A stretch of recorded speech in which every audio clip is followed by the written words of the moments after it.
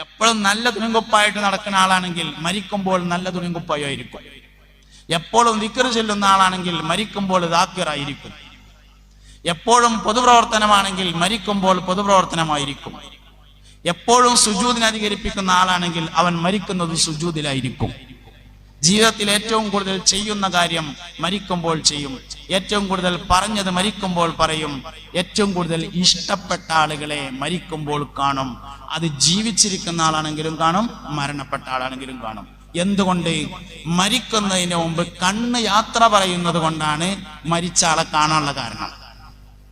നമ്മുടെ ശരീരത്തിൽ നിന്ന് ആദ്യമായി യാത്ര പറയുന്നത് കണ്ണായിരിക്കും.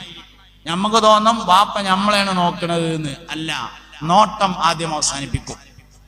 ദുനിയാവിലേക്കുള്ള നോട്ടം അവസാനിപ്പിച്ചു കഴിഞ്ഞാൽ ജീവിച്ചിരിക്കുന്ന ആളാണെങ്കിലും കാണും, മരിച്ച ആളാണെങ്കിലും കാണും.